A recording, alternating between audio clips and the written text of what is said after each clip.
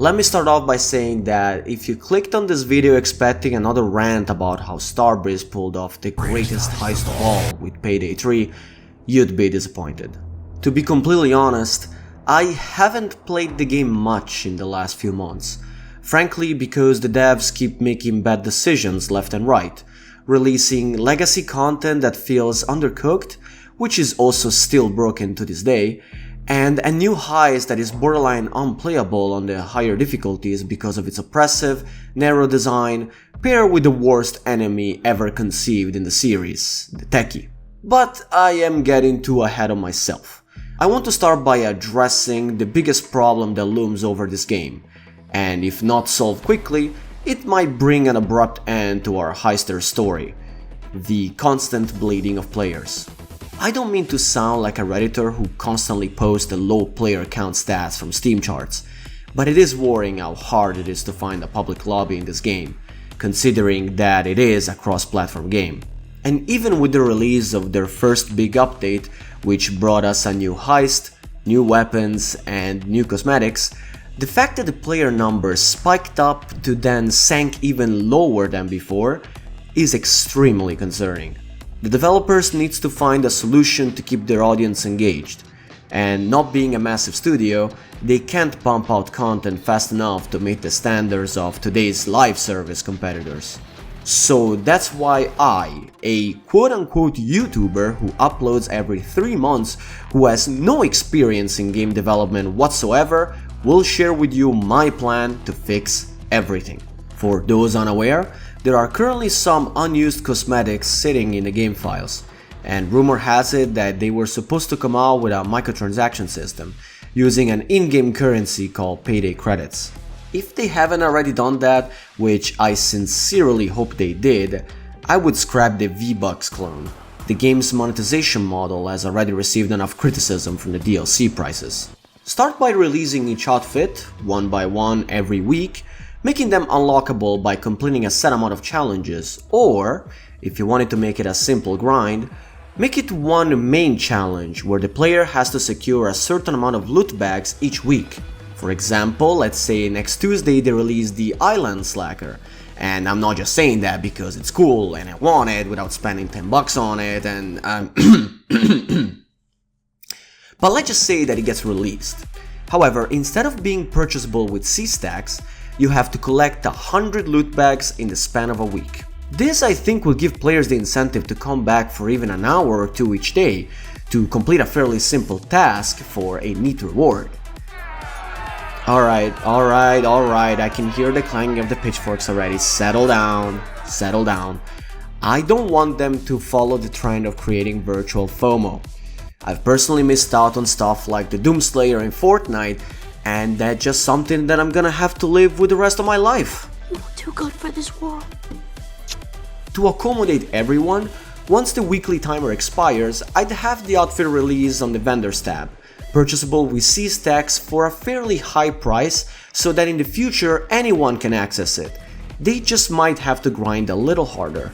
Doing this every week gives players a reason to come back to the game while we wait for the bigger stuff to get released, keeping interest in the game high and work efforts to a minimum since most cosmetics are seemingly ready to go live. Now that we have somewhat fixed how to keep people playing, we have to get a little more technical. Okay, yeah, because Pannox is asking me, what about weapon balance? I'll start by saying that I do appreciate them keeping us updated once in a while with developer streams, but the game has been out for almost 4 months now, and we still haven't seen any major weapon balance other than a self-inflicted damage reduction on the Mamba grenade launcher. It's nice that they're finally buffing the Rhinefield sniper because that thing is ass, but seriously, no decrease in the insanely slow ADS time and rechambering speed? Trust me when I say I've tried to find a way to make this gun viable, but the weapon attachments that claim to decrease the targeting speed do absolutely nothing. I only found some positive results by using the speed aim skills, but even with that it still takes almost 2 seconds to take aim, shoot, chamber the next bullets and aim again. It might not sound like a lot, but unless you have godlike aim, good luck chaining back-to-back perfect headshots against an army of SWAT units.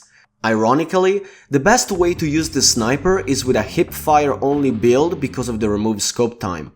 The obvious solution here is to reduce the overall time between each shot, or to at least make it possible to rechamber the bullet while already scoped in. Going back to the announced buffs, how come in the shotgun category out of the 3 guns the Moscone is the one getting a buff? I mean, I appreciate that one of my favorite weapons is gonna be even stronger, but its hipfire it's already good enough, especially when paired with the relevant skills. Meanwhile, the Rhinefield shotgun gets severely outclassed in its own category by overall damage and rate of fire. I get it, it's a starter shotgun, but I think it deserves some buffs on the bullet spread, cocking speed, or at least some small damage increase. And don't get me started on the Ziv Commando, the weakest SMG that for all I know, shoots foam pellets. Oh, but don't worry, they're gonna give it some love, whatever that means. Are they at least gonna take it out to dinner first? As I said before, I am not a game developer, and I don't know how the Unreal Engine works on a technical level. But they've proven in the past that the major plus of having an always online experience means that they're capable of changing numbers without needing to push out an update. Clearly they know how to do it since they've done it so twice already to adjust C-stack prices. So my question is, why can't they do it for a weapon balance? I am not asking for a full rework on a gun that's underperforming, but even going through the least used weapons and giving them some love by increasing the damage numbers will make players want to give guns that haven't been viable on higher difficulties a shot. If they want this game to deliver a live service experience, they should start by making it look like one. But nothing compares to the worst implementation I've seen in any PvE game. You can run, but you can't hide! I see them! Drones firing! Have a taste of this! Pew, pew, pew! Pew, pew, pew! Hide and seek! Now you see me? Now you don't. Never underestimate a drone! Alright, maybe I am exaggerating a little bit. Or maybe it's a skill issue, but I legit cannot stand this new enemy type. In case you haven't had the pleasure of fighting her, the Techie will hide in the map behind a reflective shield and send hordes of drones towards you which will melt your precious armor in seconds. Your only way to know her location is to check whenever your HUD is glitching out. However, given the small size of the map, it's not much of a telltale sign. It would also be unfair not to mention that even the current gameplay director admitted that she's indeed too powerful, and we recently got a confirmation that they'll nerf her damage, drone health, and overall delay her respawn time. Although at the same time, they're increasing her kit by giving her the option to deploy drones which will flashbang you and remove your edge, grit, and rush for 20 seconds. Has 2017 Overwatch not taught us anything in game designs on how stun lock mechanics are the worst thing ever to implement? Fair enough, it's not gonna actually immobilize you, but being unable to gain your abilities back for 20 seconds can change the tides of a life or death situation in the higher difficulties. This whole cooldown should be completely removed, in my opinion. Anyway, I am not asking Starbreeze to straight up remove her character. Obviously, they spent a lot of time creating an original enemy that brings something totally new to the table. I'm saying that as it is right now, she is incredibly unfun to go up against. As soon as you see a drone, if you want a slim chance of succeeding on your heist, you have to stop whatever you're doing to go and look for her. They did give us tools to counter her with a whole new skill line, but still, I think it's a little ridiculous that you're forced to play around her in a PvE mode. Imagine if you need a whole set of skills just to fight off a cloaker, or else it curb stomp you in a fraction of a second. Okay, he still does that sometimes, but it's not that often. To fix this issue, I have a simple addition to make her position more noticeable. Add an audio cue to her location like a radio signal, which gets progressively louder as you get closer.